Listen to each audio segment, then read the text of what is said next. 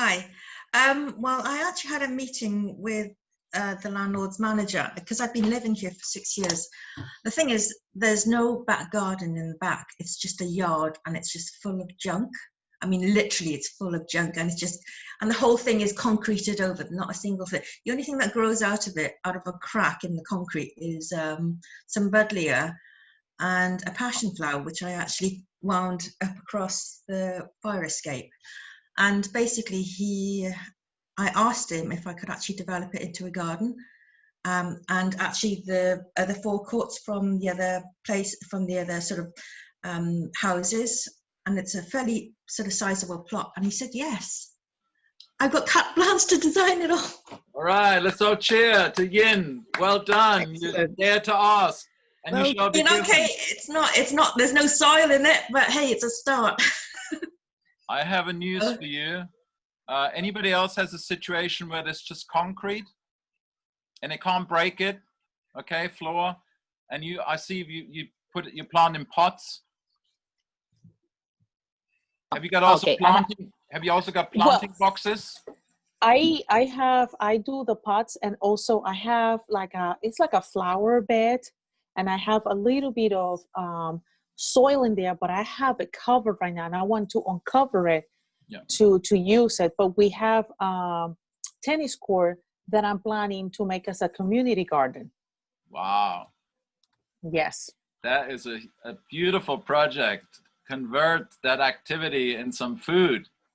All that hitting of balls, all that energy on that place. I love it. I like playing tennis. I'm my second afición. I always remember the Spanish words first. My passion is all the different types of sports. Give me anything. Give me a ball and I run like a dog. After the ball. Some people go, I don't understand. Why do these guys out there run after the ball, But just like some like plants and like the stillness, I like the action. So great. I wanted to suggest to you also to look up someone called Daphne Lambert. I will write it in the, if I can find the chat. Let's see. Chat here. Recipe lady? Aha. Who knows her? Who wants to say something about Daphne? So I had a course with her back last year. All right. Would you tell us a little bit about her? Well, I don't know much about her personally, but she's fantastic. She's actually quite something, quite special. She did 1 year, she divided the seasons. So I joined her for one of cooking classes weekend, and it's fascinating. She has a huge amount of experience, and her background is also quite interesting in terms of she's slightly bonkers, but I think everyone in the community is slightly bonkers anyway. Okay. She has an amazing in terms of knowledge, and the BioDynamic Association was hosting, I think the last one I saw, Suella, you were there as well, was about potatoes, wasn't it? Right, potatoes, and the time before it was tomatoes. Yeah. Some people like those nightshades, but she's very good in converting all that. I saw her a couple of weeks ago when I did my knee in. I was in a beautiful farmyard, which was solid concrete. And it was like a jungle. You barely saw the concrete. And it was all planters and boxes and herbs and flowers and vegetables all happily growing together. And I'm just looking up again because she's got a lovely fermentation book I highly recommend.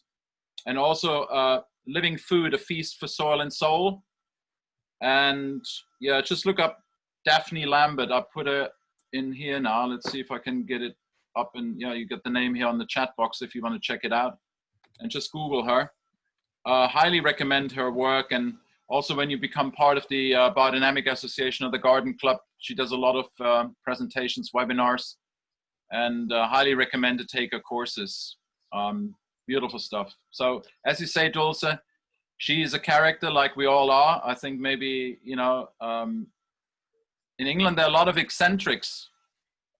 And I think a lot of eccentrics that live in other countries, They come to England, they're attracted to it because we're so free here. That's why you are here, isn't it, Hans? Ah, there you go. Yeah, I didn't survive Spain. They kept looking at me and it's isolating me. Like, go over there. You don't fit in. Anyway, in England, you don't have to fit in. You're just an individual. And then you live life freely. So beautiful. Maybe one or two more comments, and then I got more people coming while they're coming. And then we get started with the questions because I got tons of them here. They're weighing on me. Right. Well, Suela. I can tell you about something sad for me. Oh. We've lived in our house with very old bits of orchard, and finally our old plum, which must have been at least 30 foot tall, lost all the low branches and was only producing a very small bit at the top, and so we've had to have it cut down. Mm-hmm. But we've sliced it in such a way that all the local wood turning groups can actually make plum wood bowls and various structures with it. So it lives on artistically, at least. Beautiful transformation. I'm sorry to hear it's going, no more fruit from it, but isn't it amazing when old trees go, new space is opening up for young ones? Not there, but someplace else in the garden. It's between two big compost heaps, and I'm afraid the roots go a very long way. Yeah, I'm just concentrating also on letting Michael Byrne in, who can't seem to access us. Thank you for sharing that, Suela. And have you been aware of the transit of Mercury through the ecliptic these last 2 days, 1.5 days? Any weather situations you would say were maybe out of the normal? I don't know what's normal anymore. Yeah, I was just going to say it's not exactly out of the normal, but it's been torrential here in Ireland. But that's not particularly abnormal for Ireland. Okay. Yeah. Yeah. It was. I noticed the weather was quite accentuated the last 1.5 days here where we are, even with starting out with a hailstorm, and then, you know, as they say, bucketing. Yes. Anybody else having observations other than the beautiful story of the moon? Yeah. Funnily enough, here in Australia, we've had very, very strong rain and hailstorms as well. Interestingly, well, at least where I'm living. Yeah, yeah. So it always seems to manifest depending on your local ether climate. When I talk about ether climate, it's the life forces that are invisible to our naked eye, but we can sense it in the energies that are around us, and that might even penetrate us in terms of, you know, electrostatic charges or headaches. Some people call it weather feeling. I don't know if that's just the German translation, but you feel the weather coming. Or some are so clear, how is it called? Clear, not sentient, clear smelling, clear olfactory. Yes? So Steiner talks about this sense of the smell is so fine, it's the closest to spiritual perception, and where we can literally like hone in on everything that's so invisible. And you can smell the rain coming, you can smell the snow coming. I don't know if anybody has that sense. And it's a great sense to have to be prepared for what's coming 6-8 hours in advance often. And you can then arrange your life accordingly and protect the garden, protect your plants, protect yourself, and, you know, get the fire cranked up if a snowstorm comes in, a cold front. And you don't even need to look at the weather forecast anymore, because you have this internal sense organ that's really present in you. So great. And then tomorrow, as you might all have seen who work with the calendar, we've got the moon apogee coming up, and also full moon the day after on Saturday. So both influences actually make plants, if you sow them in those moments, grow up into the flower, into the stem. They want to flower very quickly with that impulse, particularly when the full moon comes together with the apogee. So the brightest moon So, very Hans, far away. Yes? What's that word you keep using? Apogee. Okay, so apogee, I was just saying, when the moon is furthest away from the Earth, it's called apogee. I write it here. And you'll see it in my weather forecasts and things. I use that word quite frequently because it happens every 4 weeks. And then the other word is perigee. So apogee is, I put it here so it's visible, furthest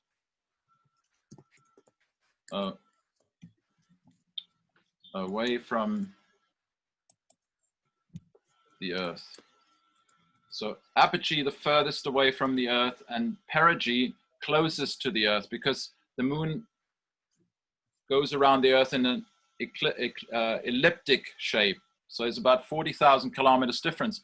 And it is very marked in the way that, and this is just maybe sidetracking for a moment, but I think it's really important for you to realize, before the moon didn't separate from the Earth, in the ancient times of Mu, which was the time before Mu and then the moon separated, we moved into Lemuria. And you can read this all up. There's a lot on the internet, actually. Even in YouTube, I watched something last night. It was just mind-boggling in terms of the different energies of these different epochs. But when the moon separated, life started on the Earth.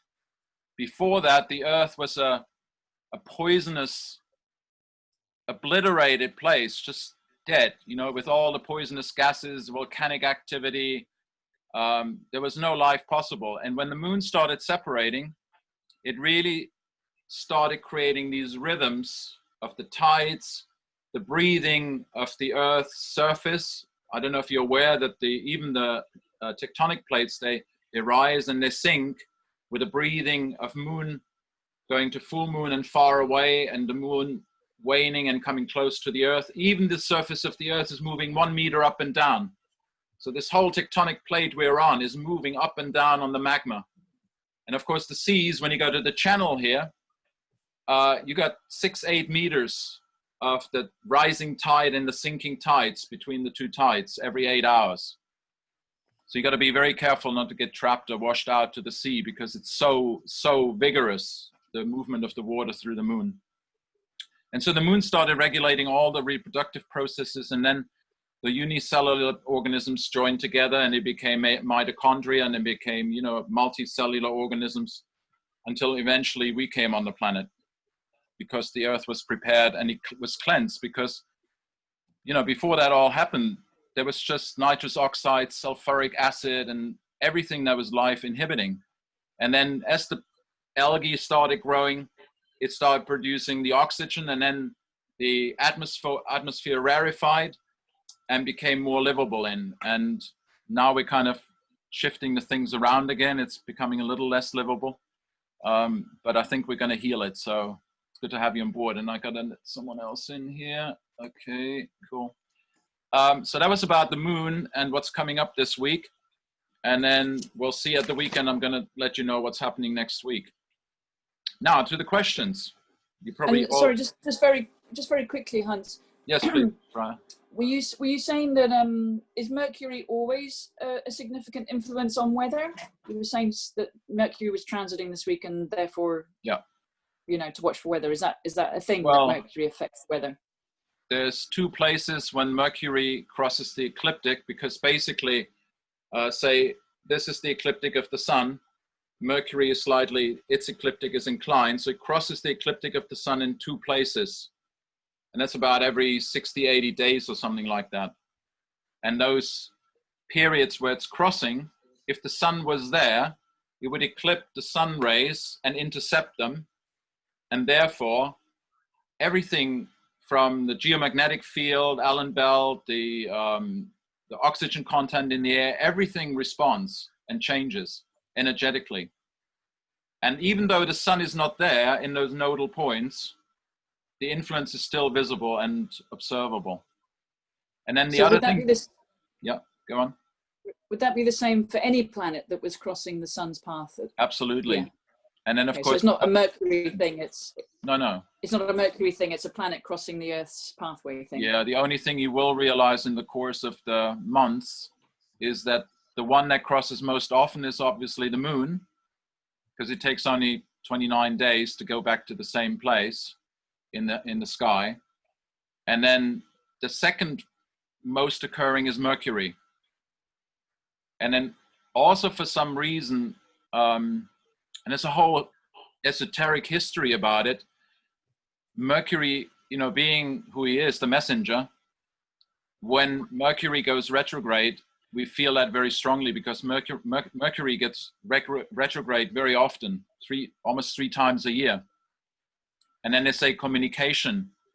So in Spanish, comunicación could mean also traffic and, you know, movement of communicating verbally, but also things moving. So the wind could be affected, or anything that's in movement could be affected by Mercury. And with the moon, obviously, it's more the water and its expression.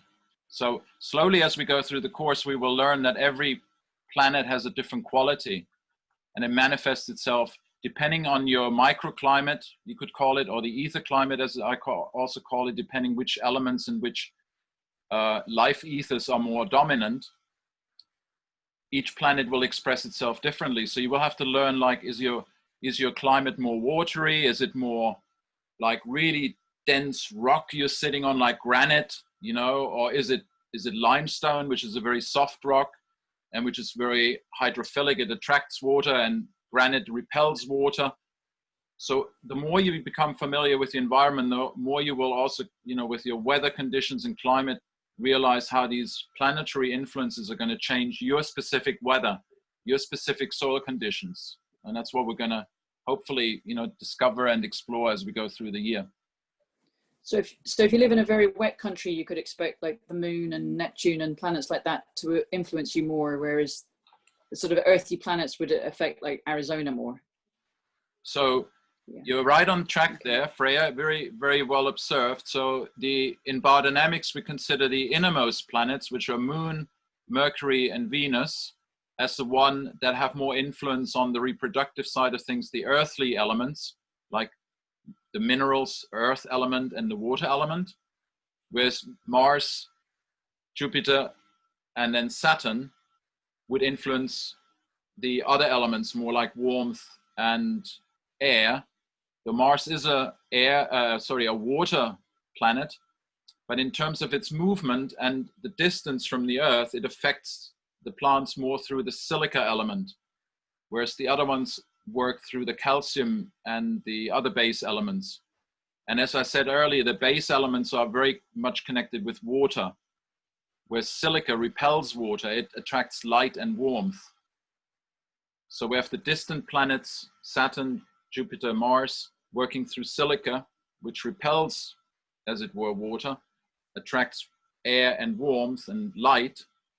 And then you have the close planets, which is Moon, Mercury, and Venus, which affect reproduction through the watery element, and therefore also the water household of the Earth and all that. Okay. All right. Let's dive into the first question. There's quite a few, as I said. So the first is very simple. Saba is asking, is there a recommendation on which ones of the green manures to get and where to get them from? So which ones to sow? At this time of year, in the Northern Hemisphere, temperate climate, I would say broad beans, winter veg, or they're called also tares, T-A-R-E-S. Someone else coming back in, okay. And then we've got also, so broad beans and veg being legumes. And then on the other side, we have plants that have a strong root system. So legumes bringing nitrogen into the soil, and then the ones that want to benefit from that extra nitrogen, creating a dense root system to create a really beautiful structure for your soil for the next season, are Hungarian rye, and oats. And it can all still be sown at this time. It still looks like we are not going to have severe frosts or any outlook of frost the next couple of weeks, according to the British weather forecast. I know in northern US, you got to be really careful. You have to have had your green manures in. maybe down in Jacksonville, you'd be okay still to put your green manures in. I don't know if you've got any experience, Flor, with green manures. Not yet. Yeah, that's all new to you. Okay. But it sounds like from the climate you're describing to me, first severe frosts and snow, when did you say they're coming? It's usually between January or February. Oh, you got all the time in the world to still sow your green manures then. Wonderful. Okay, very warm climate. I'm surprised. Yes. So Hans, yeah, go. What about the buckwheat? Is that recommended? Okay, so buckwheat is a wonderful green manure, but I would use that, say, with considering we had a lot of climate change from end of April onwards. Okay. I've seen in my last visits with Charles Dowding, he sowed it still in late summer and hoping it to overwinter. If it's not a frosty winter, it will overwinter. But if we get any frost below 3-4 degrees, it just gets knocked off. Okay. So things have changed greatly. You know, Phacelia, for example, you can see that overwintering now. That's a warmth-loving plant. It's a tender annual. Okay. And so is buckwheat. It comes from the you know, Russian plains, and they've hot summers and, you know, really freezing cold winters, and it grows really fast. But with these winters we're having, you can use it. But it's not as effective as these plants I mentioned, because what you want really now is make use of the fact that these plants in combination make a huge root system. And that root system will feed the soil life. And it will also, you know, not just now, but through the years to come. As these roots are dying and you work in the green manure, it will feed everything. So is it better to get a mix of them or just one type? You usually buy them individually, as far as I'm aware.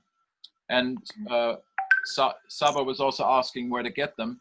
The easiest is to just always go first to the seed co-op, which is the BioDynamic seed breeders, organic seed breeders up in Suffolk. And then if you can't get them there, just go on the internet and Google organic green manures UK, or depending where you are, and you will find seed companies that have reliable seed.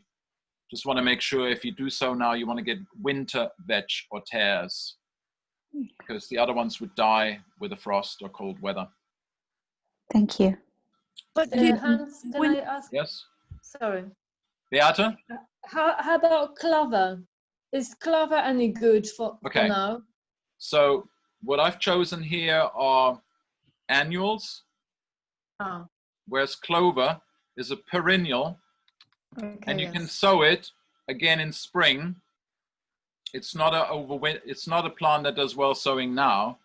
And you could try, but it starts growing very, very, very slow. It's much better sowing it in spring. So white clover, red clover, all-side clover, Persian clover, stone clover. You've got tons of different clovers, which we're going to talk about when we talk in spring about the green manures. Okay.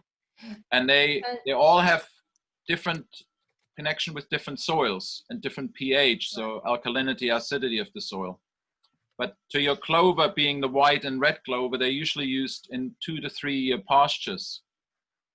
They perform better over longer period of time.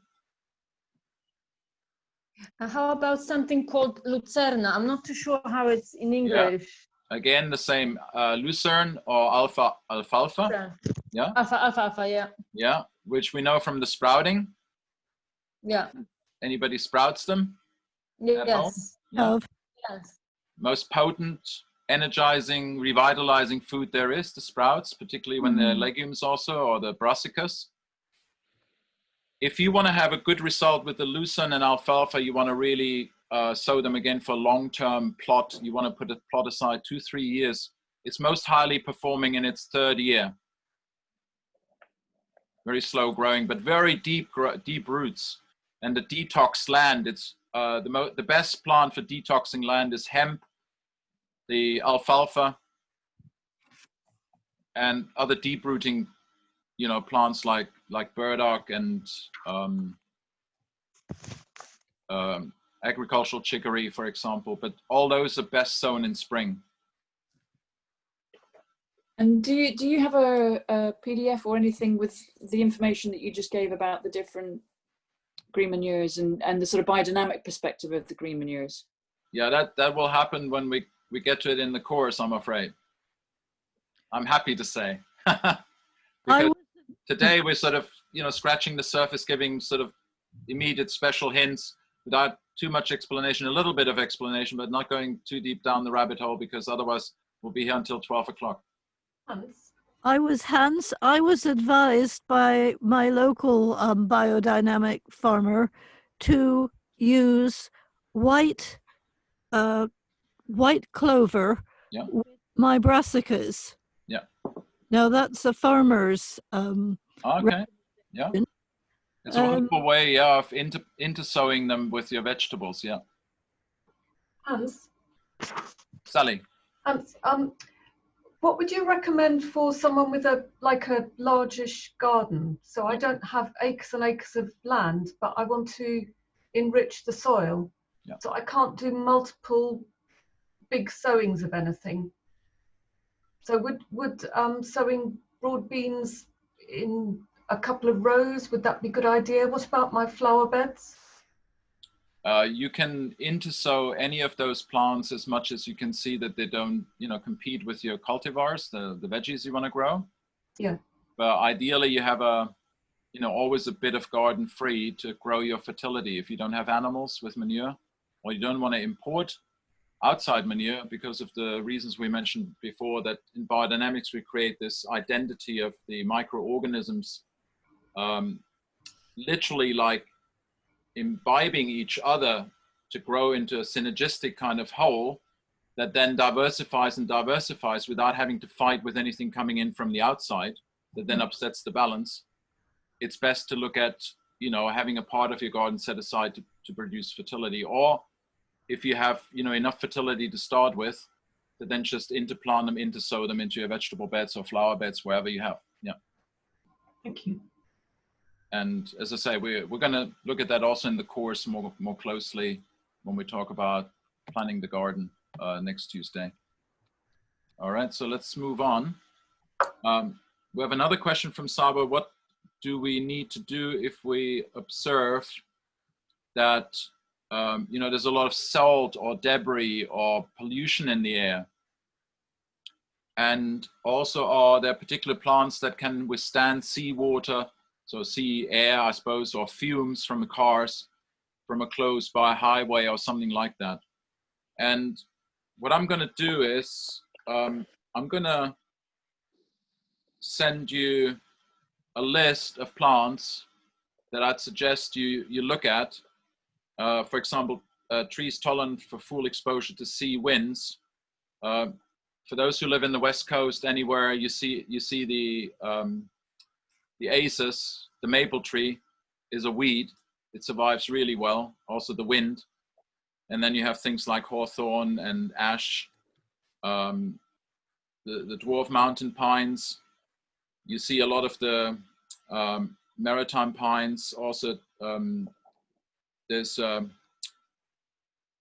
here in our climates, we have also the common oak can stand a lot of different, so home oak, and then also the common oak, and then of course the willow. And then slightly back from the sea, you've got much more opportunity to grow ornamental plants, and also like the holly and the Portuguese laurel, the spruce trees, all the plums, sloes, and so on. So often what you find is if you use in the forefront trees and shrubs that are more resistant to the salt, you know, cypress is a real typical one. They use a lot on the coast also. And then behind that, where the wind is broken, you can then plant plants that are a little bit more susceptible because they're protected by the front line, so to speak. And then shrubs, for example, also good ones, the berberis, eleganus, euonymus. I don't know if you know all these names. The honeysuckle then, again, the sloe, paracantha, and then you've, of course, the sea buckthorn, and then different types of roses. The elder is really good, doing very well. and such things. And these are the seafront shrubs again. And then you have, you know, other ones that are more affected, like your herbs, for example. It's harder to grow them close to the sea. They want to be in second line.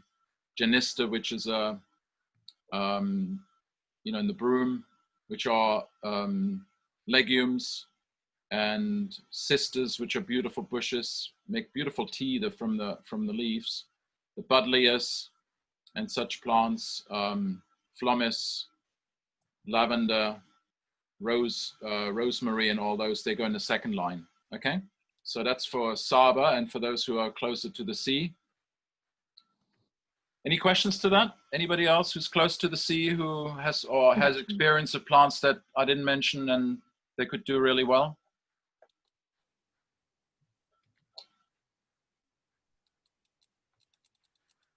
And thanks for putting up the website for the Seed Cooperative. That's very kind of you, Swella. So no more questions about that. So next question is about, and we've kind of touched on it vaguely, but just to visit it once more, and also this morning looking at Freya's setup, we always encounter these overhead wires. And Eleanor was asking for quite a while now about the transformer that comes from, so I have to double check that actually, transformer that comes from the bog overhead lines that run across the fields next to the house, and then the transformer splits the electricity to bring it down to the farmyard and house. How best to create protection from the EMF radiation transformers that they emit? Could you just describe quickly to us, Eleanor, what that situation is, the distances to the house, and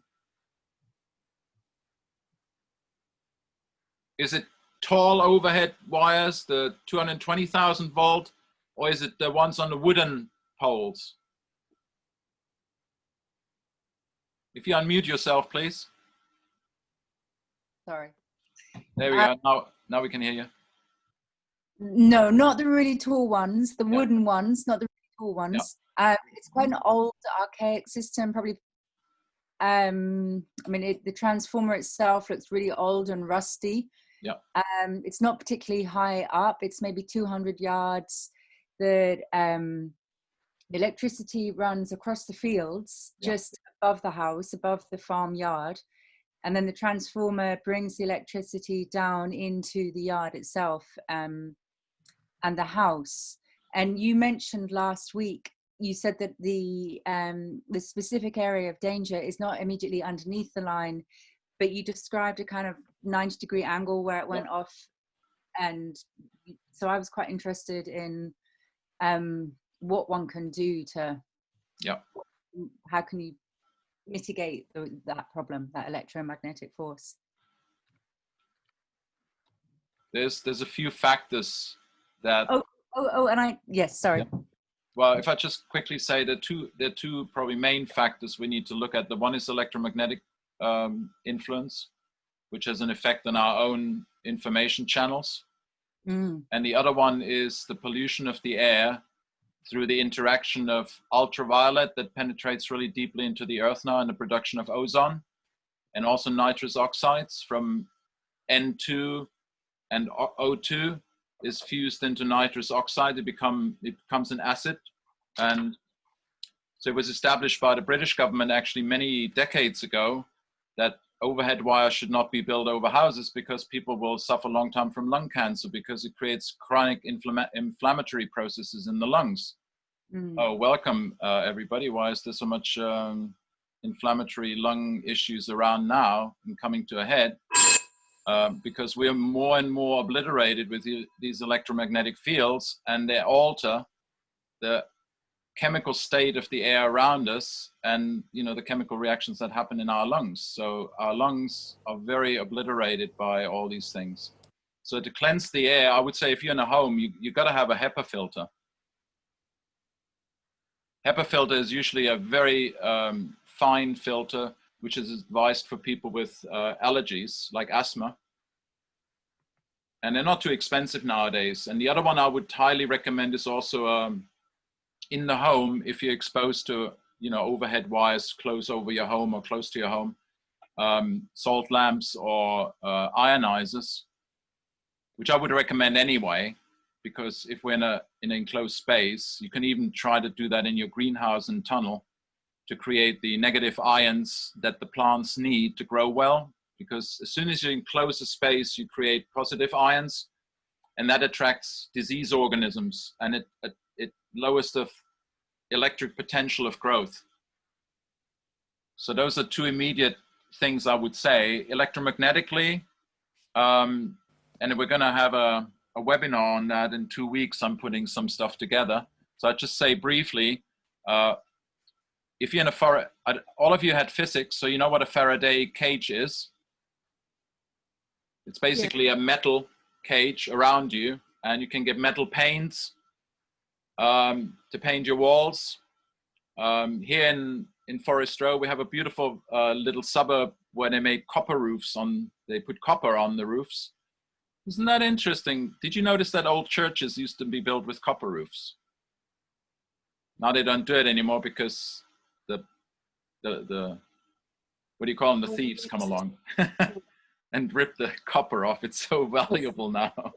And although the old churches predated all the power lines and phone signal that we have now. Do you mean the idea was that you contain the energy of the people and the spoken word by the priest or the bishop or whoever who connected with his staff to the blind springs underneath that were rising. You try to contain that within the church to give that energy to the spoken word of God or whatever it was to the people and empower them that way. That was the tradition. I mean, who does that? Who knows that now?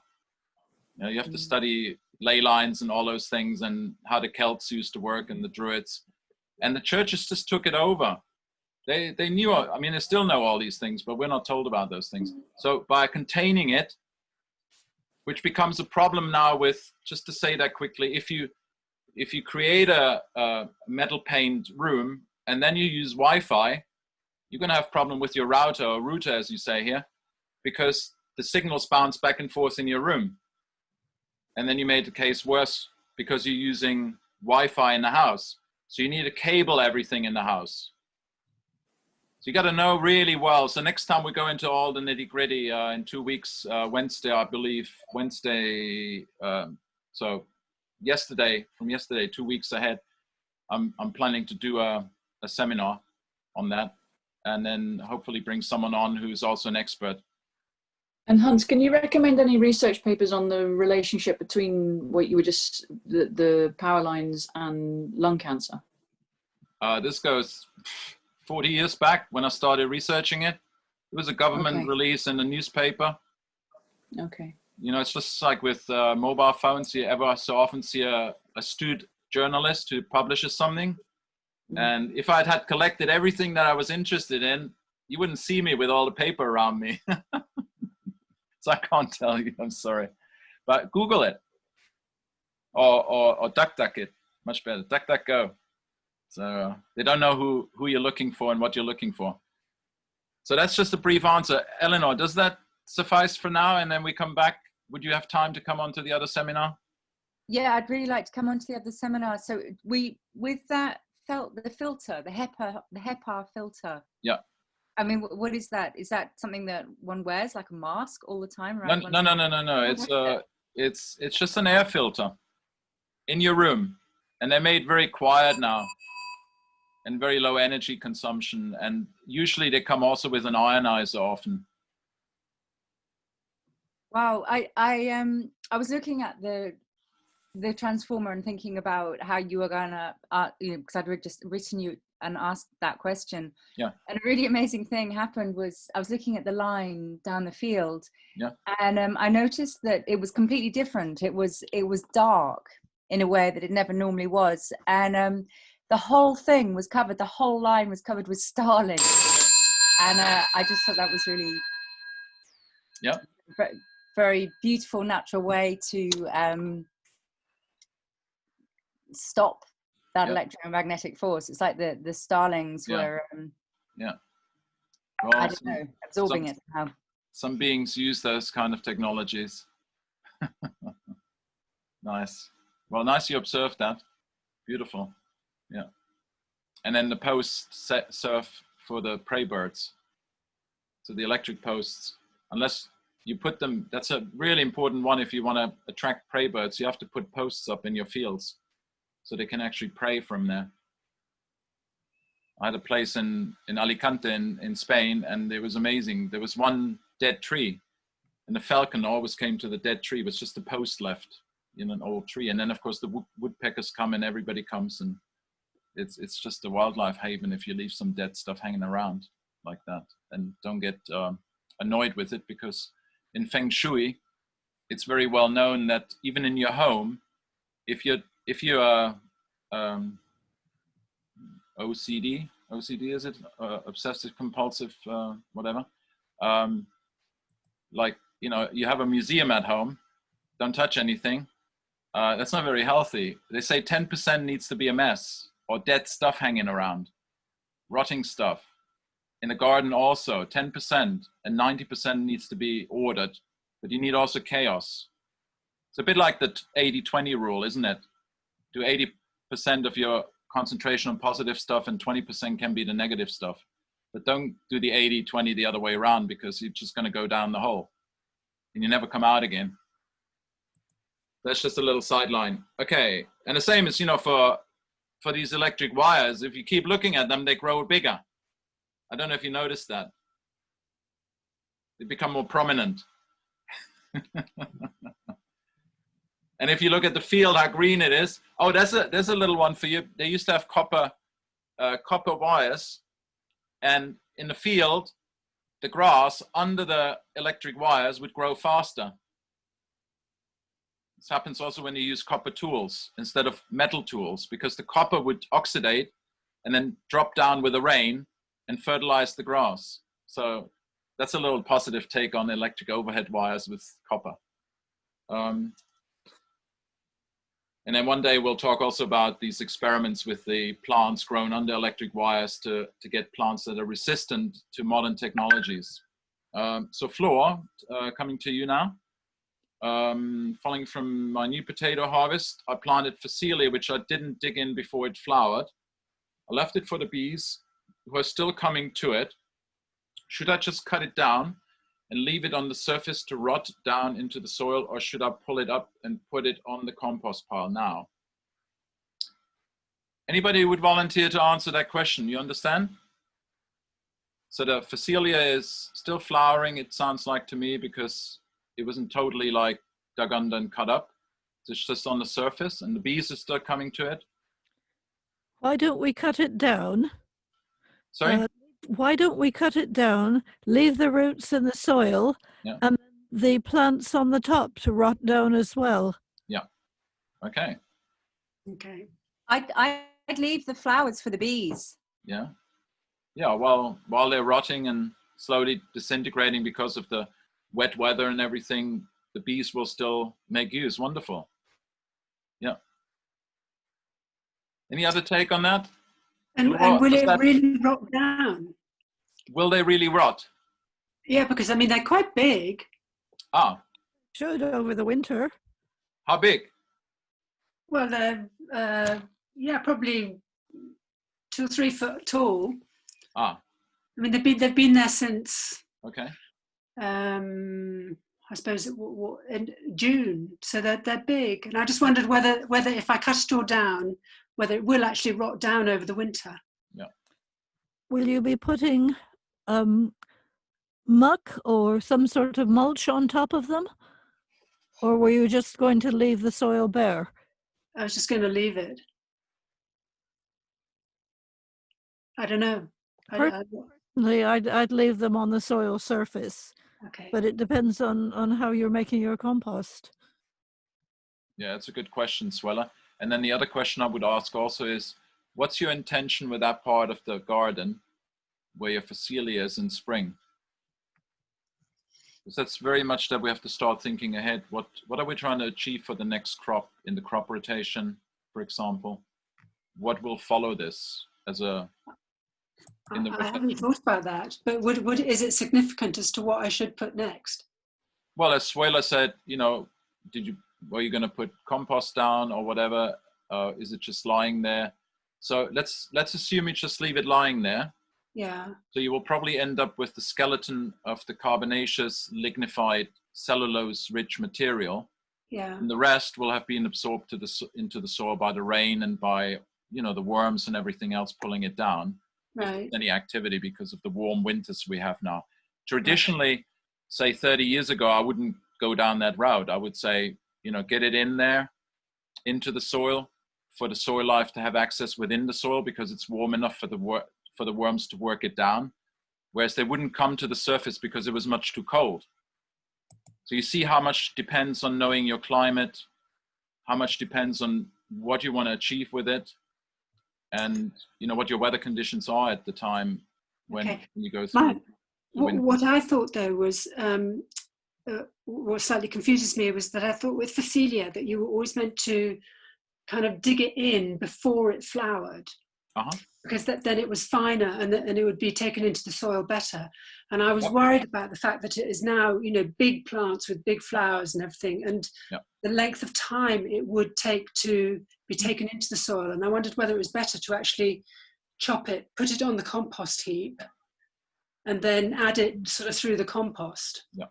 Okay, that's also a very good question. If you have the time to do that, do it now. Otherwise, I would say what we heard so far from Swella and Eleanor is, you know, why don't you leave what is there, right, the bees still to make use of, and then let the winter forces break it down.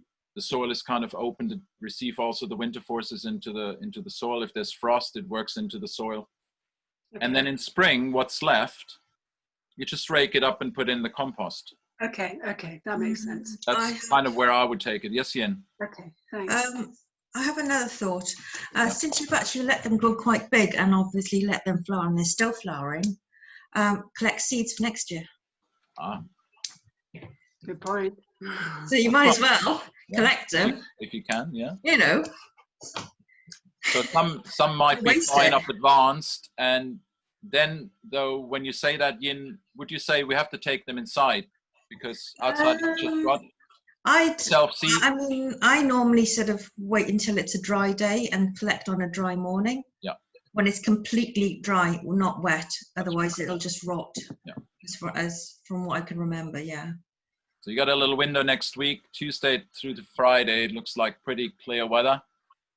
If you want to collect seed, fantastic idea. If you don't collect it, those which produce seed will then self-sow, and you have the Phacelia coming up in between your vegetables, which is also very nice.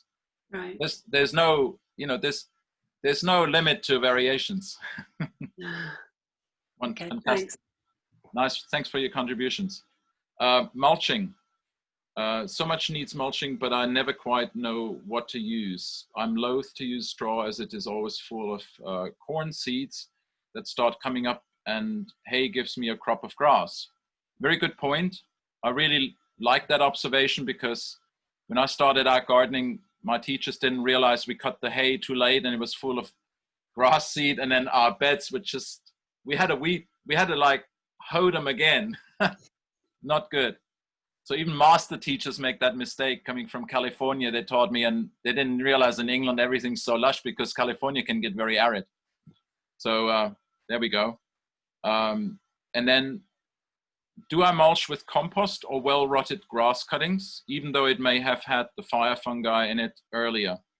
And the fire fungi is this gray fungus that overheats a bag of grass clippings if you put too much grass in a heap, and then you lose all the nitrogen, and it's just a carbon skeleton that's left, and it's, you know, organic matter, but it's not rich in nitrogen, it's not with much fertility. Or do I use partially rotted leaves? What is the best for the soft fruit and the garlic? All right, there's quite a few questions in here. So first of all, I totally agree not to use any material that's gone to seed, because you're just going to sow it out. As it lays there, it's just going to sow itself, and you have a mat of whatever that plant was carrying as seed. Could I use compost for mulching? Okay, so in the no-dig, we've heard and seen that compost is just laid on the top, and then the soil life is working it in. In my experience, I like to work the compost in a little bit into the soil, at least 5 centimeters, not too deep. So the lighter the soil is, the deeper I would get it into the soil. So I make more contact with more volume of soil, so the soil life will absorb that compost faster and then turn it around into humus now for the soil, rather than something that then becomes available just as a fertilizer in spring. If we understand those two different things, then you know what to do and how you want to actually use compost in the future. So compost to me is too precious a material for mulching, unless you have, you know, a surplus that comes out of your ear, as we say in German.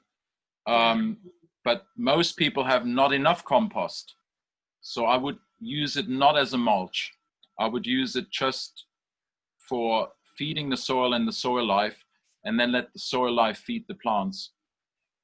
Grass cuttings, if you put grass cuttings too thick, they mat up and isolate the soil from breathing with the environment. So if it's very finely put on the soil, fine. But again, grass clippings are very high nitrogen.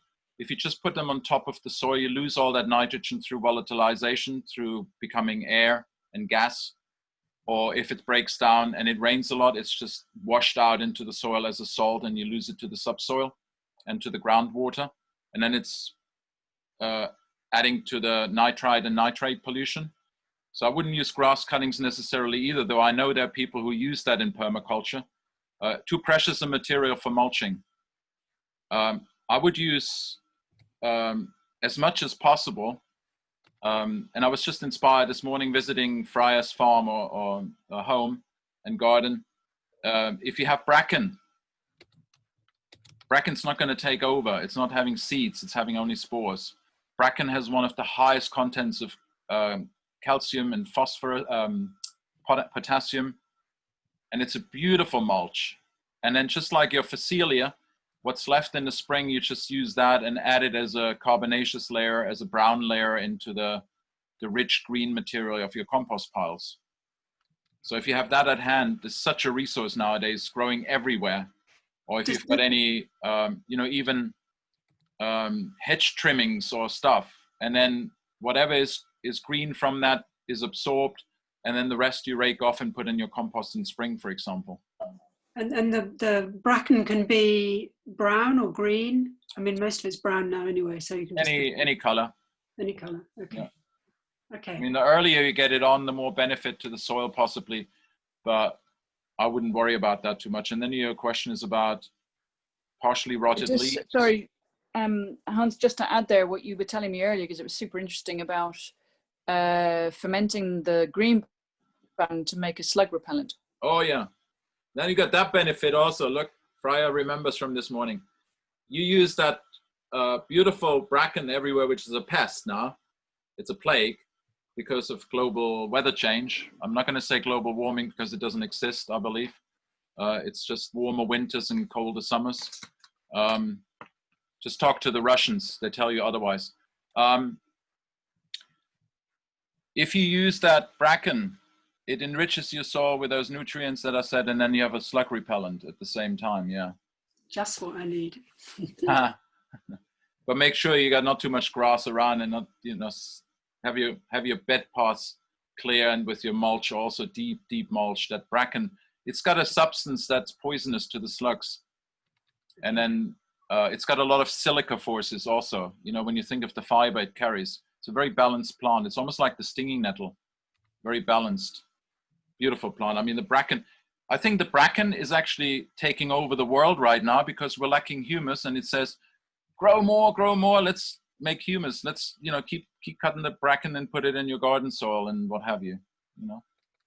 We've got to make use of what's supposedly superfluous, or, you know, a pest or plague. And then last but not least, what's best for soft fruit and garlic? For mulching? Yeah. Okay. Any suggestions? Anybody have experience with soft fruit, garlic, mulching? Can I use the bracken? If you got it. Okay. I mean, the soft fruit, as much as the garlic, like a humus-rich soil.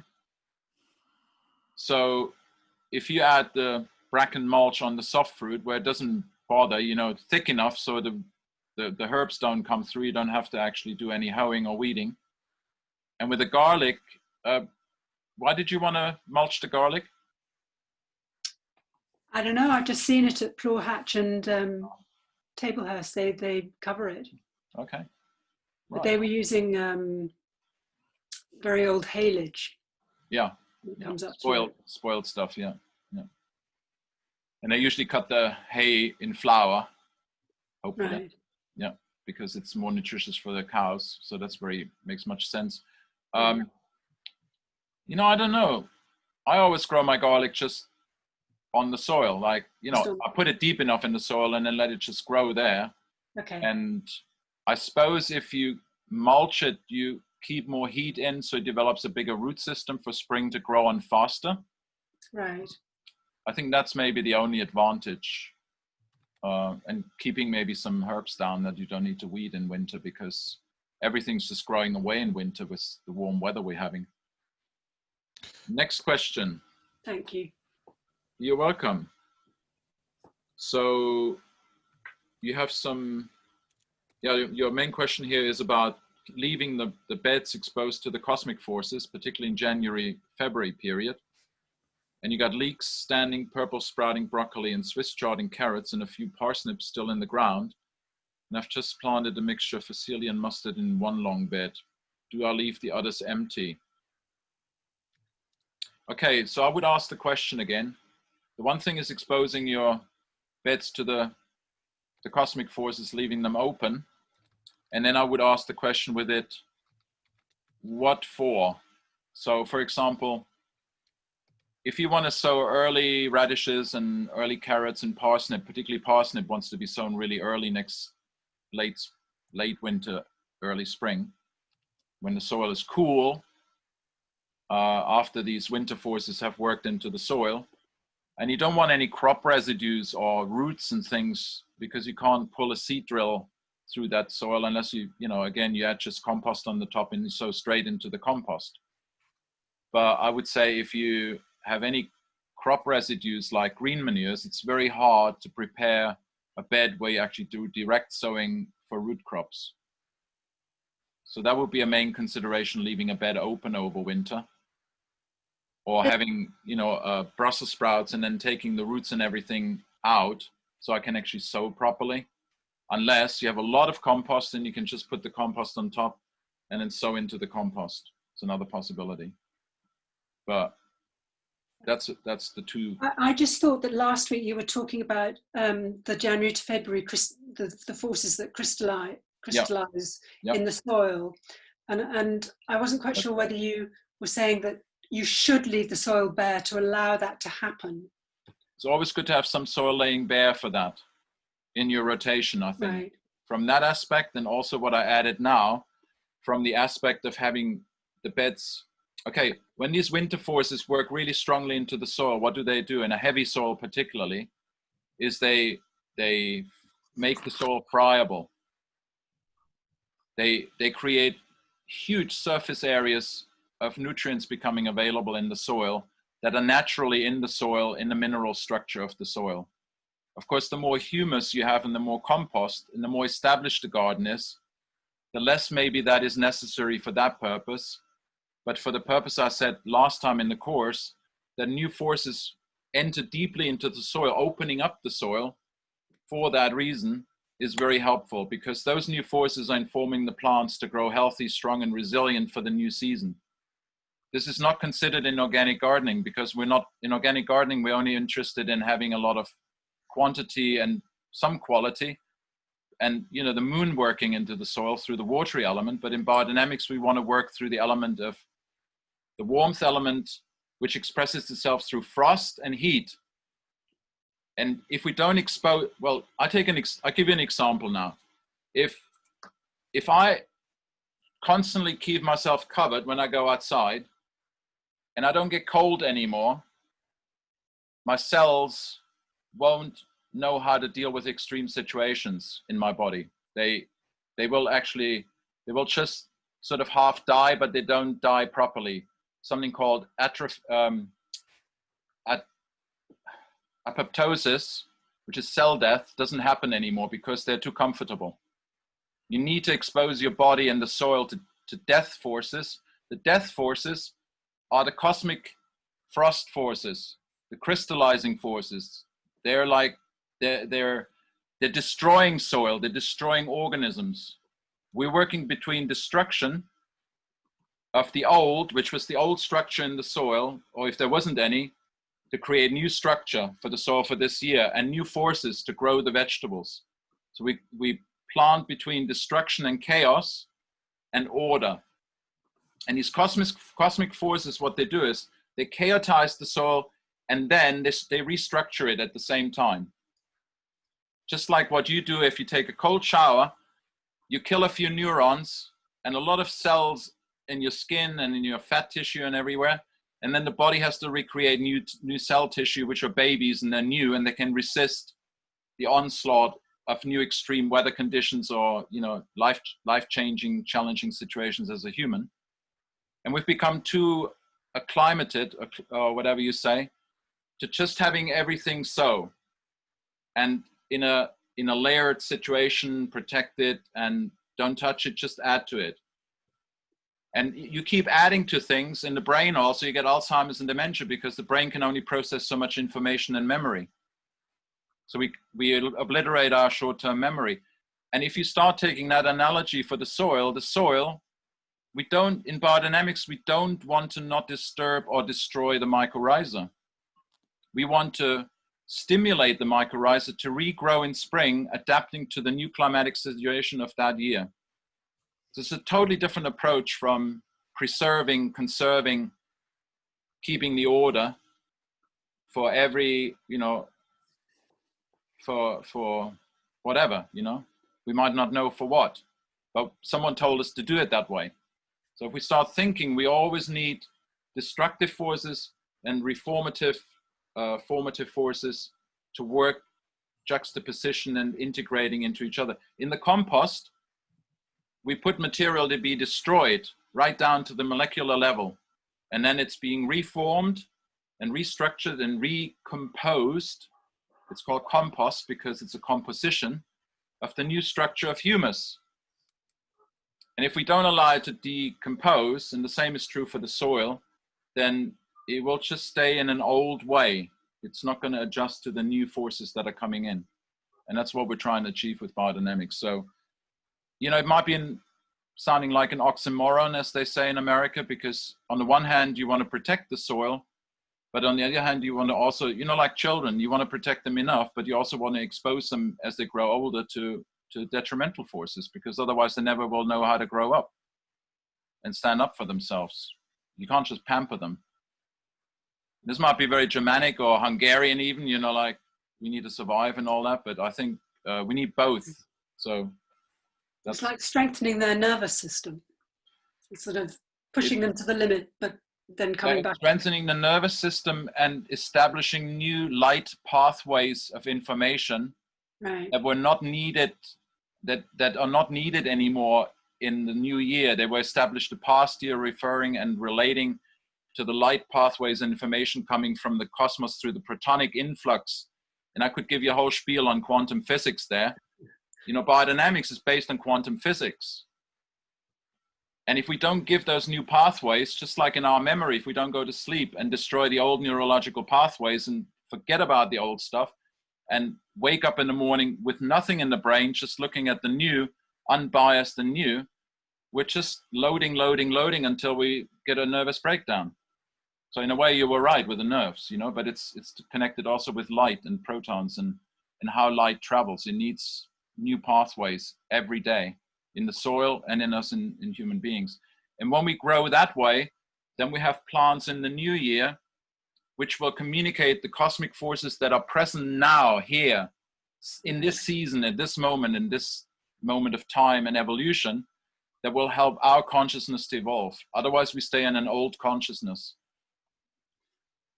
It's all about light, ideas, information that comes in, flows in constantly from the cosmos, from the creator, or whatever you want to call it, universal intelligence, or what have you.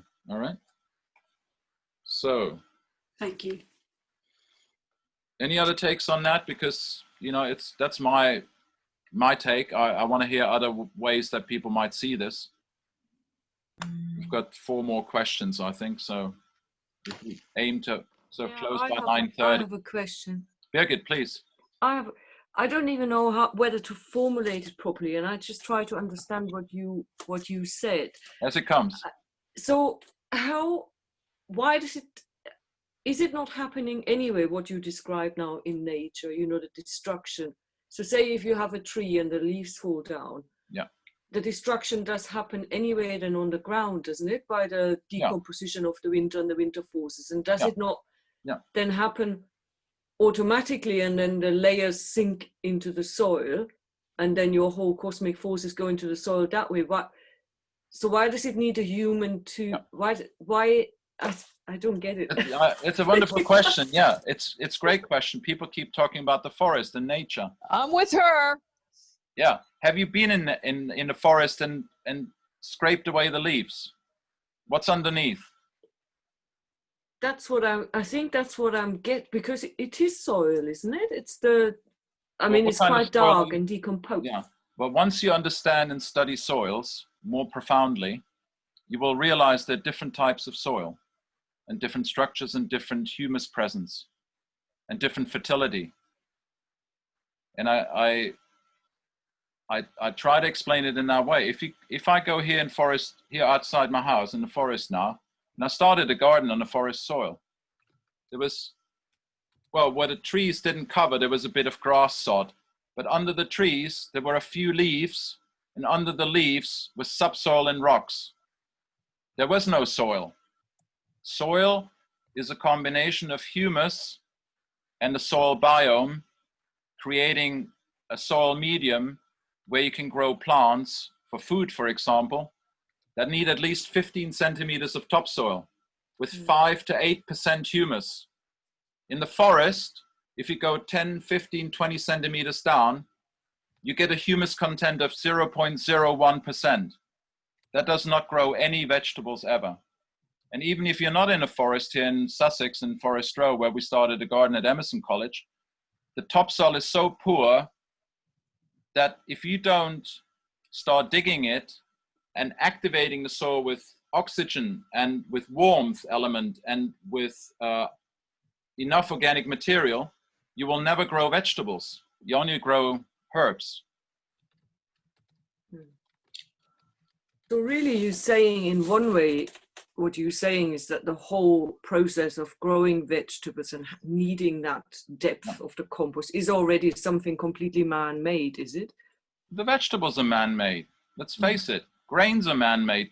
All the fruit trees are man-made. The nut trees are man-made. We forget that. We keep thinking nature made all the fruits and the vegetables. No, they didn't. It was humans with an esoteric consciousness of using the cosmic forces and the environmental etheric forces, who they were totally connected with in their instinctual life and in their spiritual life, that they were able to select, and then also to, through intention, to make wild roots so big, and not just big, but nutrient rich, that it can feed the brain of the human being, for example, and our thinking. We keep forgetting that it took 10,000 years to evolve soils. The soils were never there. They were man-made. Humus is man-made unless you go in the jungle, but the jungle wasn't there either, because that was man-made too. And I have evidence, scientific evidence of that. When I was in 1981, I was in a conservation conference in Edinburgh, and I met conservationists and scientists from the US, and they went into the Amazon jungle, and they went as a multidisciplinary team because there was so much information to be found in the Amazon jungle, both in terms of language, culture, wildlife, botany, the soil, the climate and everything. And had specialists in every area working in an interdisciplinary way, and had computer facilities to actually process the information and collate it like we use AI now with algorithms in the 60s. And they found out that the Amazon jungle was made by human beings. It wasn't just a natural forest. Nature is making climax cultures. Nature evolves here in England, for example, from birch through to oak tree and maybe hazel underneath the oak trees, to beech, to pine, and then a forest fire will erase it to the ground, and then it starts again with birch. Biodiversity is not a natural process. Nature is always looking for a climax, cataclysmic event to renew itself. And once we understand that, and study enough scientists that have actually taken this apart with modern consciousness and put the pieces again together and put the dots together, you realize that everything on this earth is man-made. We influenced the earth's development from the beginning. And now rewilding in a sense that, well, let's plant some plants and put some, and cover some Hans. land. Yes. Jude, go on. I'm kind of reeling from this. Okay. Everything on the planet is man-made? Yes. You're kidding me. No, not in the sense that it's been created by man, but everything we use nowadays in our culture as food and as environment. Man has had an influence, but it's not man-made. Okay, maybe I'm using the wrong word there, but I would say it was arranged, rearranged. No, it's not wrong. It's just. No, what I'm trying to say is influence. Everything that you see, even the grass is around. When you look in your environment, Jude, everything you see around you was not like this before man, woman, but it was mainly priests, I should say, and shamans. No, I understand that. There's adaptations. By selection. Sorry? Okay, I can go with that. I just was astonished over the statement that it's man-made. I just can't give man credit for creating creation. We got a stigma. We're destroyers, but we're also creators. We're co-creators. Hans, we didn't create heaven and we didn't create the planets. No, we didn't. It was God. We're here. We're here as part of the natural order. Yeah. Well, we're here as part of the natural order, but that's putting mankind in a dominant position as the ultimate creator. I would use the word responsible, not dominant, because we want to be sensitive to how a tree wants to express itself, and I hope you will find that when we do the tree course at your place. So, for those who don't know yet. Jude has offered her place very kindly to actually regenerate and rejuvenate some of her trees, which are quite old and maybe not pruned enough over time, and then decrepit. Decrepit. Okay, I didn't want to say that. No, I'm just kidding. No, they are. No, they're not. They're just. You see, those fruit trees, if they were left to themselves, they would die. So we have to make them in the image of how we see the ideal fruit tree and rejuvenate them in their image of youth. And the tree itself can't do that because we've created those trees. The Romans created those trees. They were natural trees. They grew like, 15 meters big. And then because they were not manipulated by putting them on rootstock, they would survive for 500 years. But now the same thing. Because they're man-made, and that's what I'm trying to say with man-made, we have manipulated them in the way we're grafting them and fertilizing them and want the fruit. We need to look after them responsibly now and understand their being that we have manipulated. So they were like old, natural varieties of fruit, but they were crab apples. And you try to eat crab apples. I don't know if you've tried them raw. I wouldn't try it. They need cooking. And then, so even the cooking is already a man-made process.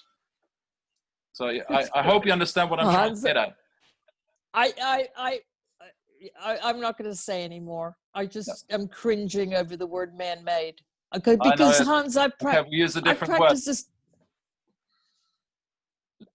man has been given the capacity to live within it's part of the natural order, but if you don't respect the natural order, then there's also repercussions.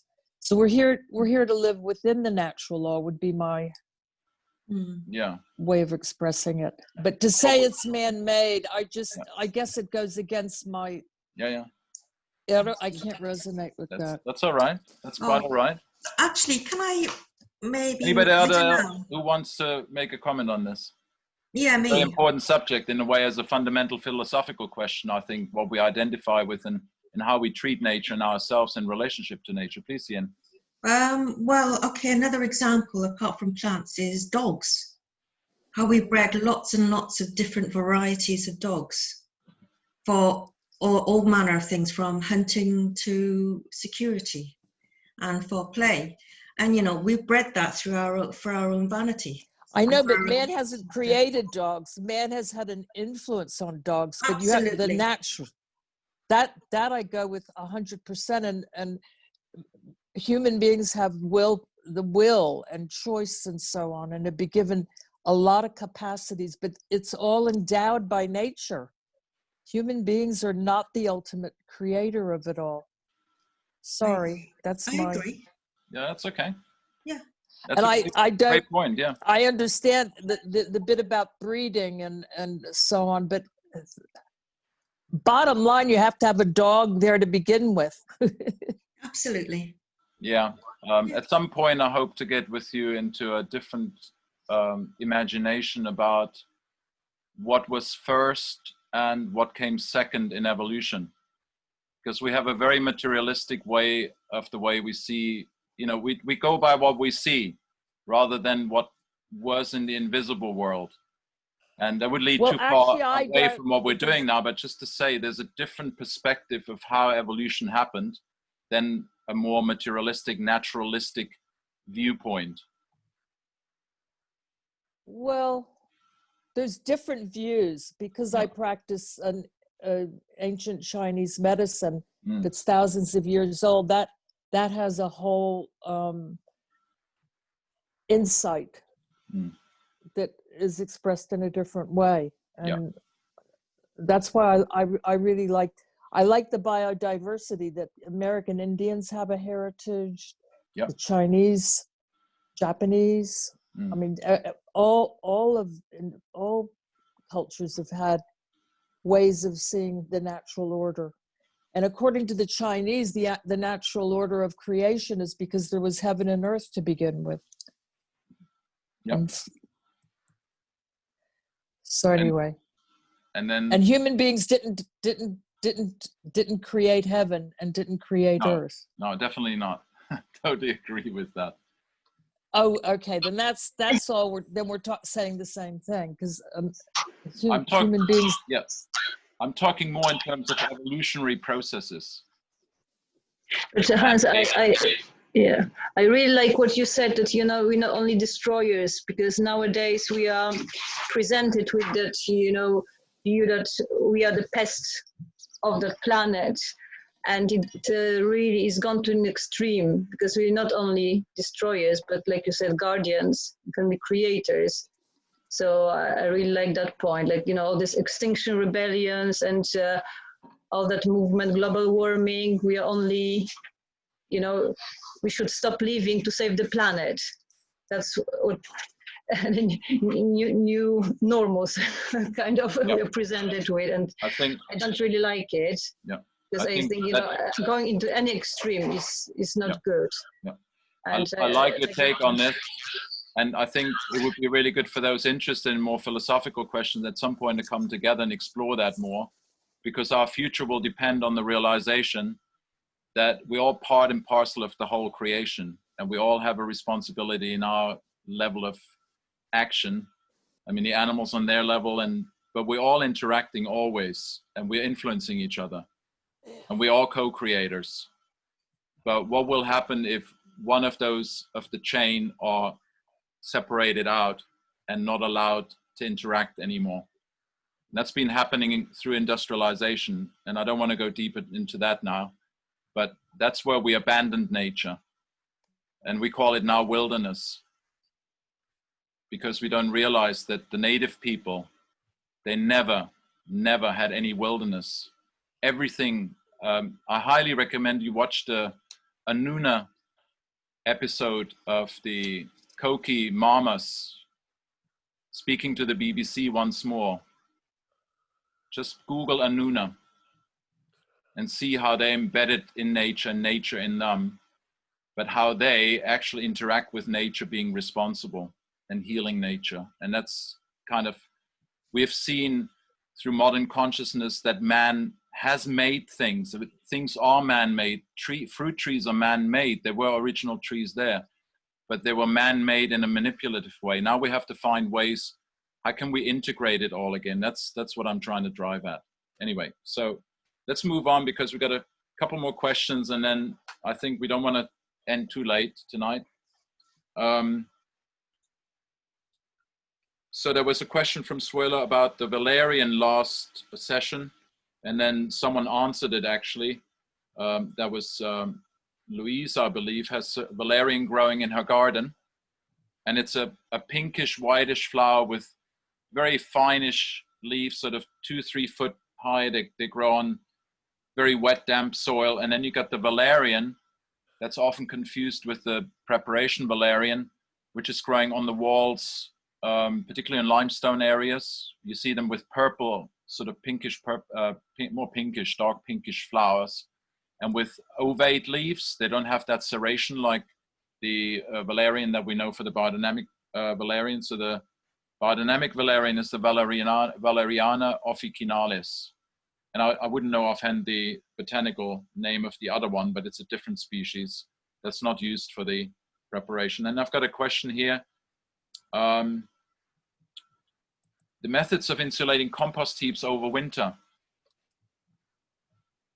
I would say, just briefly, that the best way to do that would be to find semi-permeable layers of natural stalky material, if you have enough in the garden.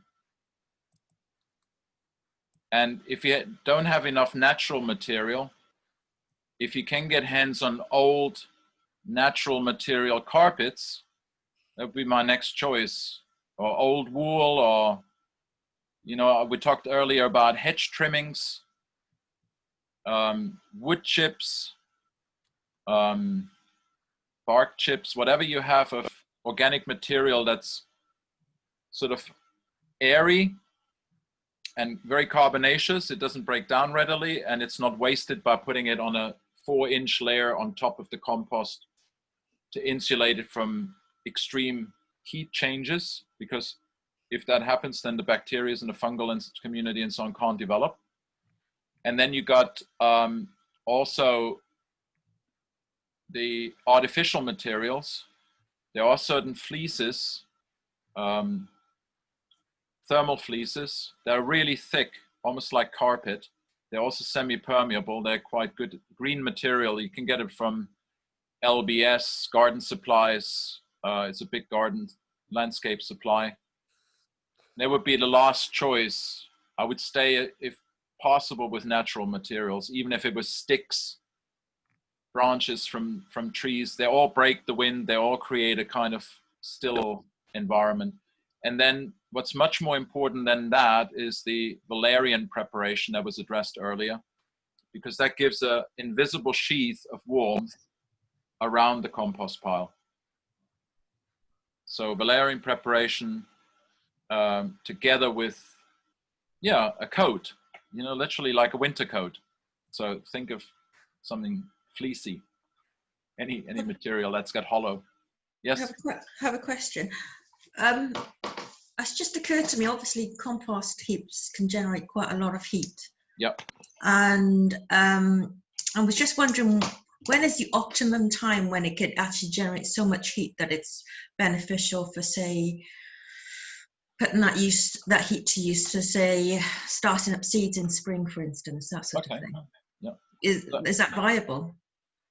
Yes, it would be, as long as you have enough volume. So as we just talked earlier, if you've got a grass clipping and you put like a foot or 1.5 foot of grass clippings together, they heat up very fast. Within half a day, 6-8 hours, they superheat. But with grass, because it's only a very proteinaceous material and not enough carbon to balance the growth of the bacteria and the fungal community later, it heats up and collapses within a day. But if you have a material, let's say stalky grass that has flowers on it, then the carbon to nitrogen ratio is such that the bacteria and the fungus develop, slowly building up heat. So it's a carbon to nitrogen ratio of 1 to 35. 35 to 1. So 35 carbon to 1 part of nitrogen. That is the ideal proportion for the bacteria, the unicellular organisms to develop slowly, build up heat to 60 degrees, and then have 60 degrees for a whole week to kill all the pathogens, to kill all the weed seeds, and then it will slowly die down again. So your mixture of material will determine how fast it will heat up. If you have horse manure, that also is wonderful because it's used for hotbeds. But any green material that's gone into the stalky state, say your phacelia when it just starts flowering, or your buckwheat or your veg or whatever it is, and it just starts flowering, it's got that carbon to nitrogen ratio. It will create a compost that has an extended warming period to kill any pathogens. And then if you add to that the compost preparations, you extend that warmth period, because they literally balance this development of your already very balanced material. So you get maybe 1.5 weeks, 2 weeks above 45 degrees centigrade, and it slowly goes up and it slowly starts dying down. Whereas if you've got just carbonaceous material, it doesn't heat up at all. So say wood chips or, you know, bark mulch or just straw, even if you wet it, it decomposes slowly over a year, 2 years time without developing any heat. So that's quickly to your question, Yin. And then we go deeper into, you know, looking at different materials when we talk about composting. And with the compost, let's say at this time it would be good to kind of, if I want to take out the old compost and spread it, and then in that place I put the not so old and then kind of mix it again and put it. Absolutely, yeah. That's good, yeah. The longer you build up a reserve underneath your compost area of that diversity of microorganisms and also macroorganisms that can come into the pile at the time when the compost is ready to receive them, and the food chain has just prepared the food for them, then that's the ideal setup. I have usually a setup in my client's place where I do landscaping, 2 piles, 1 pile for building, which usually I use everything from shrub pruning, you know, ornamental shrubs, all the sweepings from the floor, the herbs that are weed from the gardens, everything, grass clippings, it all goes in 1 pile in layers. And I try to layer it so it, you know, it mixes more or less with this ratio of carbon, but sometimes it's just there, I just dump it, you know? And sometimes I don't even put the preparations, to be honest with you. After 9 months of not turning it, it's black soil. And the other pile is being built, and I have the other pile to be used over the next half, 3/4 of a year to use in the garden. And I build piles, they're about 2 by 2 by 2 meters. So literally they're taller than me, because I put all the hedge prunings and everything in. So it's very airy and aerated, well aerated, but moist enough because hedge trimmings are quite green, and I put them in. And I put leaves in, and I mix everything in, because there's not enough room to have a leaf mold pile in this pile and that pile. And you wouldn't believe it, no turning, 9 months. Now the first 2-3 years that didn't happen. But after 2-3 years, when the microbiome was there in the soil, they just inoculated this pile and it just took care of itself. But I had to prepare that. Yeah. So you have this compost line on the ground, yeah. But like for us, because we have it kind of under the tree, really. Yeah. Then we put wooden pallet underneath, which is probably not great, but at least maybe it blocks the roots of the tree. Yeah, if you have a separation, yeah. The microorganisms and all that with the breathing of the earth go up and down. The worms and the macroorganisms will crawl up and down. It's not going to be, that's very good. I usually put a mattress of, you know, if I prune big branches and things, I put those usually at the bottom also on top of the old compost. I never scrape all the compost away. A little mattress for aeration and then put the rest on top. We'll have a look at that when we talk more about composting again. All right? Okay. And I don't know, Suela, you're still there. What is Daleks? Right.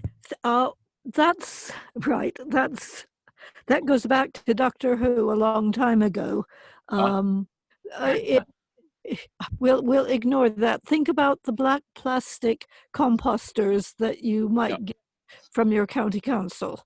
All right. Yeah. So my experience in using these is you create a, you know, you put grass clippings and everything in there. You create usually what's looking very black and humus rich, but it's a humus that's, I call it an effective humus because of the exclusion of air and the type of material you put in there and the, you know, the plastic around.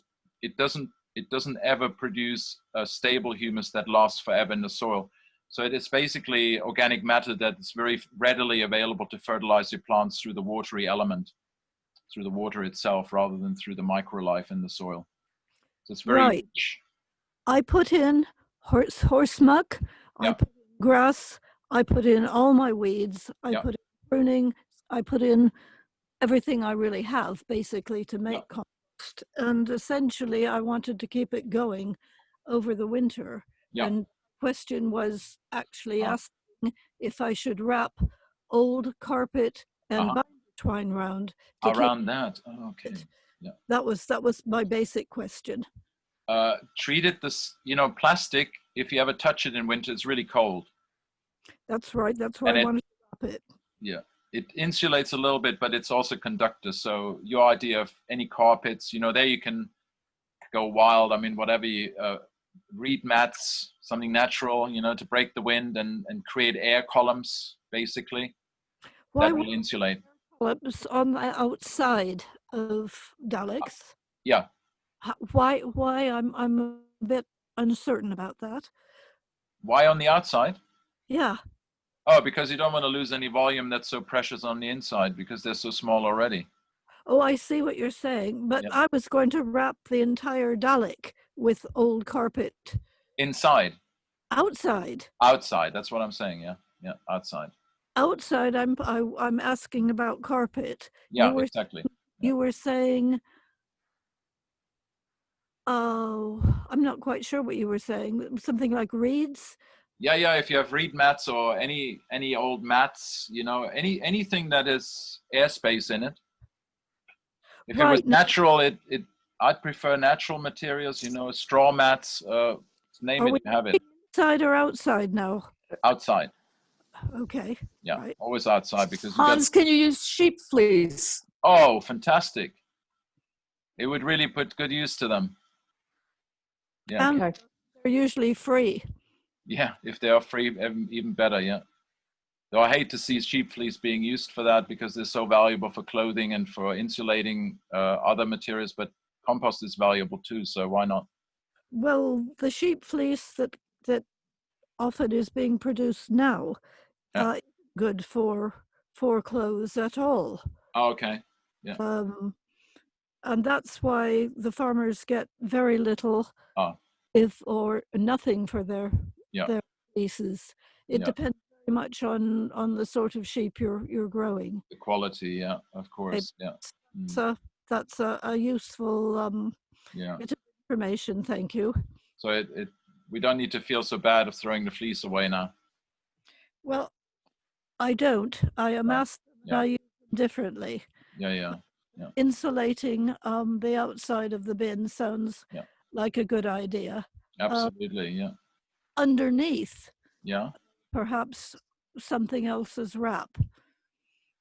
Well, the soil keeps a lot of heat over winter, so if you can, you know, not have to, if the bin is separate on bricks or something, then it would be good to protect that below, the space below, so the wind doesn't blow through and cool down the earth. So the earth radiates warmth up, you know, from all the surrounding, because it holds a lot of warmth over winter and an even temperature. The most important part, like fermentation of food, is that the compost has an even temperature in its surroundings, or as even as possible.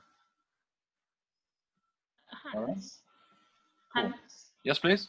Sorry, what's the optimum temperature of a compost? Oh, it varies. You mean outside or? Well, I imagine inside being the most important thing with bacterial development. Yeah, inside, if it's an aerobic condition, which it should be for a garden compost, then ideally it's best if it doesn't go above 60, 65 degrees centigrade. That kills the bacteria, which kills the, you know, any pathogens, let's say it this way, soil-borne pests that are in their seeds, what have you. And if you would go over that, then the fire fang, this fungus would take over that burns off all the nitrogen, and then you're left with a carbon skeleton that has no nutrient capacity. It just collapses afterwards, and you've got a rusty color humus or organic matter that's very void of nitrogen. You put that in the soil and it robs the soil of nitrogen. So that's why you don't want the compost to overheat. It loses the valuable nitrogen. And what's the minimum active temperature? So in the compost piles I build, the minimum temperature is the surrounding temperature. So in winter, for example, it could go down and even frost. And then the soil organisms, they will just hibernate, and the worms and all the macroorganisms go down deep under the pile, and when the sun comes out, they come up again. But I got them under sort of, you know, close to the trees, so they're still under the branches and things which protect a bit from frost, but that's the extreme case scenario. They're long-term composts, which I keep adding, and then once it's finished, it takes 9 months for it to finish. So I might build it, you know, over 9 months period, and then 9 months to finish. In the meantime, I use the other one 9 months while the other one's doing its job. And what's about the ratio in terms of, I can imagine that there must be some sort of ratio in terms of... Ideally, as I said, if you think of material that's gone to flower, that has an ideal ratio for the microbial life. But I tell you, I don't even think about it. I just pile the whole thing up, and it comes out as black soil. In the beginning, you want to be more careful. Just like in the beginning, you might want to have to dig the bed. You know, in the beginning, you might have to put more in and more thought and more. At the end, once you have established somewhat of a environment in consciousness, and through lots of work, then nature will take care of itself, more or less. You just hit, it's like a pendulum, you know, you keep putting a lot of energy into getting a swing with your child moving. But once it's moving, you just give it a little bit of a, yeah. And the same is with nature. Nature, if you want to redirect nature, you have to make a huge effort to change it. And I believe in nature, you know, if I make soil in a biodynamic farm 1 inch in 1 year, and nature takes 500 years, that humus is man-made. Sorry, Jude, I have to keep going back to that word, because if I add the preparations, if I add all the conditions as a human conscious being to create humus of 1 inch in 1 year and save the planet, literally, because I can't wait for nature to replenish itself in 500 years without the human being, because that's what, you know, Monica was talking earlier. You don't have to apologize, Hans. No, we have biodiversity, no, you are, which means you are biodiverse ideas also. Sorry? Huh? No, I want to consider what you're saying, but at the same time, I have my own view. You said, no, I know. I said you didn't have to apologize to me. That biodiversity means we also have way different views. Different views, fantastic, love it. So your compost can have exposure to many conditions, but it's funny how when you create facilitators, that's a good word. Which one? I was just saying that rather than someone said facilitators, I said that's a good word. Facilitator, yeah, I love that too. Yeah, it's a great one. Yeah. Let's come on that one together. So yeah, when we create conditions where we enhance nature, it can, you know, all the theory that I might be teaching in the course can go out the window because you develop a sensitivity what nature is. So there's no temperatures, there's no, you know, it's at the end, it's a relationship you build with the compost and the material you put in there. I was just thinking, because I have a compost heap, well, a compost plastic thing like Swella has, and well, I now know that plastic, well, I knew already, but that's the practicality in a sense. But I was thinking, once we get our allotment, to start a compost heap. Yeah. So, and I know there's a ratio, at least I read a bit Yeah, about you it. can go by that, and then it will turn out really good. You see, the thing is, if you start putting a human being into a nylon shirt, yeah, of course, yeah, the result will be a nylon shirt, sweaty, peeing with, you know, smelly odors.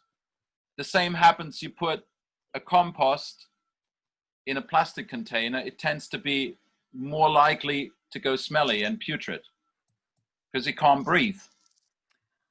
I've not found that, Hans, but I have a lot of brown in as well as... All right. You aerate and make up with a brown material. Fantastic, you see. Well, you also can use a corkscrew type of rod to actually stick into the compost bin and aerate it that way. Fantastic. So you're making up with other cultural methods the lack of the plastic not breathing. You bring air into through activity. And well, there's air at the bottom as well because it's on a metal grid. Okay. The soil to keep vermin out, and it also has a door at the bottom. Yeah, yeah. That also lets air in. Yeah. I've just, in theory, I can see where, you know, you think, oh well, there's no air getting in, but in practice, I find it fine. Yeah.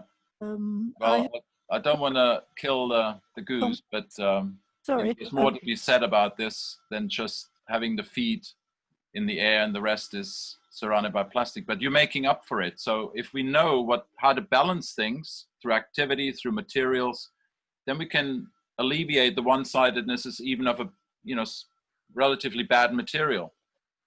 There is no bad material, but, you know, plastic is something that, you know, I said to Freya this morning, I'd prefer a glass house and a polycarbonate tunnel, but if you don't have the money, you have to have cover, you get a plastic tunnel. You know, we got to work with what we've got. We find the best solution. So the last, sorry, I just wanted to say I also have 4 pallet compost bins as well. Oh, right.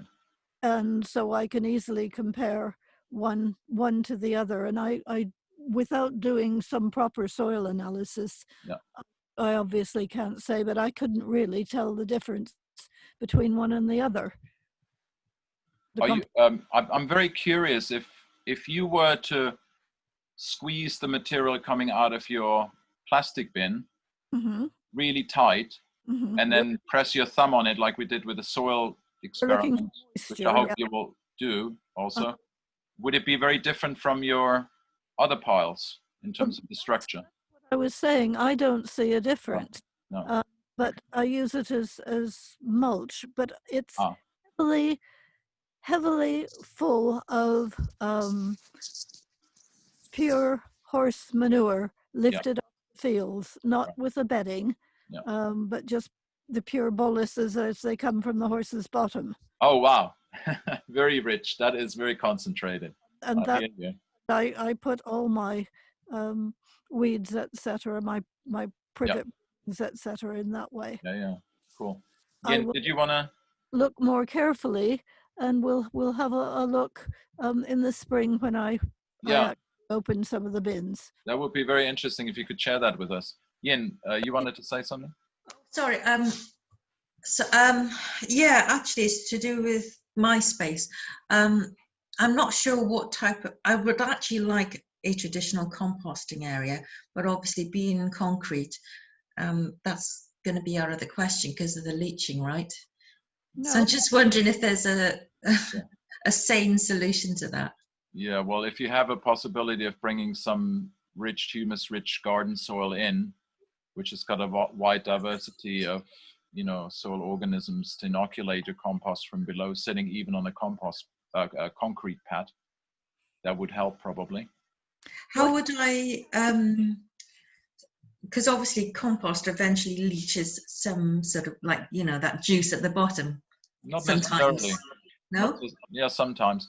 Well, if you're on concrete, you can, you know, catch it, or I don't know. I'm not sure. This is why I'm asking. So I was wondering if anyone had any sort of like thoughts or any sort of solutions.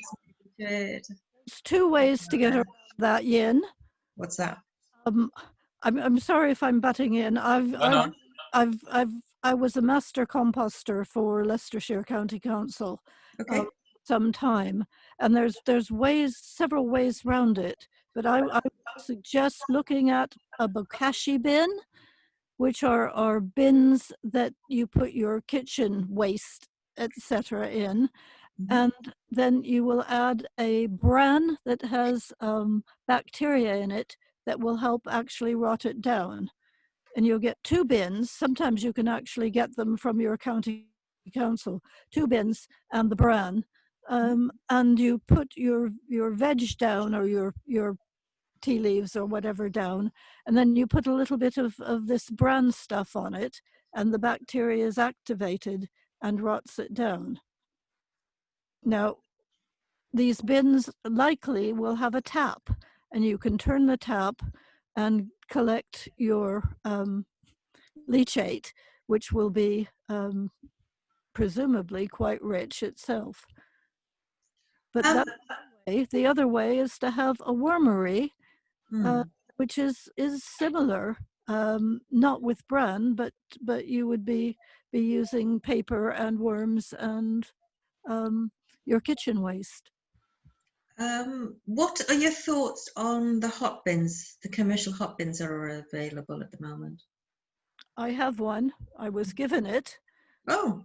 They're quite expensive too, aren't they? They're not cheap. No, I'm glad I was given it by somebody who had it, who's an engineer. Yeah.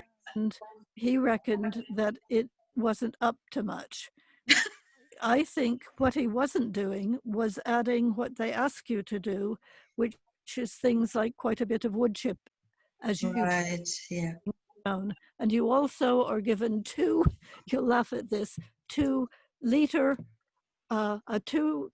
two-liter milk bottles, you know, the plastic ones, to fill with hot or boiling water to help kickstart things when it's cold or colder.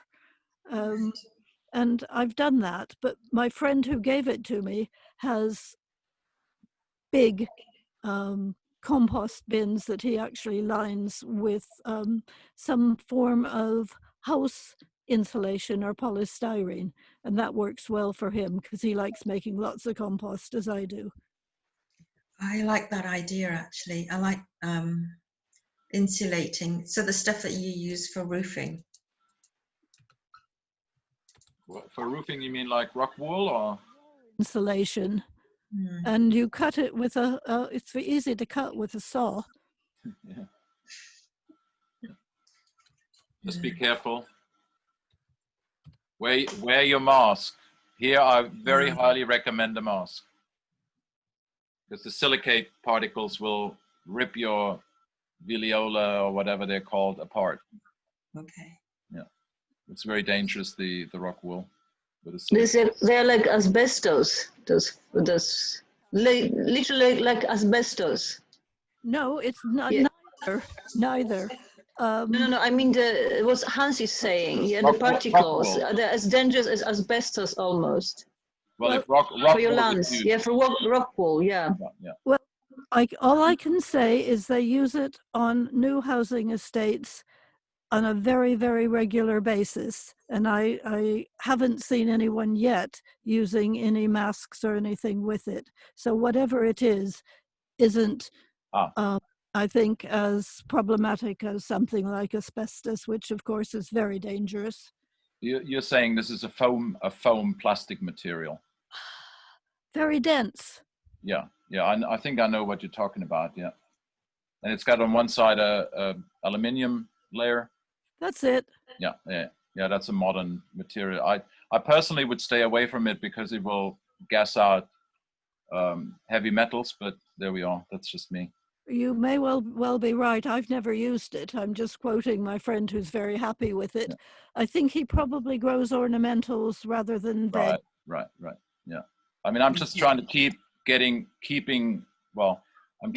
as much with my advice to, as much natural material as possible, and in a biodynamic way that we avoid, bringing more materials in that they're not natural. They're not biodegradable, basically. I'm sure you're right about that. Yeah. Whereas, say, if you had rock wool, which was the traditional material, which is now probably outlawed because of the danger for the lungs and everything for the workers, that would be a material, it's just silicate. So if you would get in that in the garden, you would actually have a benefit with the silica coming back into your garden because it's made from rock. So that's, as much as it's got a health hazard with not wearing a mask, it's healthy for the soil. Anyway, that's just that. I'm not sure about the last two questions. The one I understand from Ann Pickering, and I keep that really short now. Would love more to know about positioning your pond in the garden, for siting it, and reducing mold, etc. Just briefly to say in a nutshell that if we create environments where different organisms can express themselves, just like we as human beings have different modalities to express our creativity, and we don't just want to be in a straitjacket. The same is true in a garden. If you have a pond, which I said before, has the most diverse expression of microlife and macrolife that it attracts into that environment, then you would put that in an area where it's shady, so where it's protected from the sun, because if you have direct sunshine on a pond, you would lose up to 1 inch of water every day. And then what do you fill it up with? Tap water? I don't know. So you want to plant as much vegetation around the pond as possible to protect it from direct sunlight. And then in terms of the mold, inhibiting mold and reducing mold, I was saying before that if you think of biodynamics and allowing nature to express itself, have some grassy wild areas where the mushrooms can grow. And then you don't need to worry that the mold will infest your vegetables as much as if you wouldn't have that kind of availability. So if you're like near a field where there's a lot of mushrooms, you will have less mold infestation in your garden. And that's just an experience, a factor of experience that farmers of old used to know, that depending how much you allow the different species to express themselves in your different areas of your farm and garden, you will be free of those in your own garden. So we can look at that more closely when we go on with the course. I'm aware of the time. We've reached 10 o'clock. We didn't go until 9:30, but there were so many questions and we have so much good interaction. So I'm really happy about that. We might cut it down a little bit, but we've got all these questions coming. So I'm pleased we have the questions. I hope you got value from this. We see each other on Tuesday with a different link. So I will send out the link again, and then I'll keep you updated if any changes happen. I hope you receive my emails, and I'm looking forward to have more people come on our Q&A. This was session 2B, our bonus session, and we'll catch up Thursday on the 7th of November with the next Q&A, session 3. So thanks for your contributions, your lively discussion, and also different views that we're sharing here.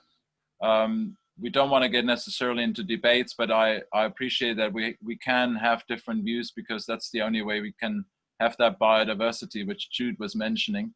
And we learn more from each other, realizing that everyone has a different approach at the end of the day, and everything seems to work for each one of us. So find your own way of making the best of it, what I was suggesting and others were suggesting tonight.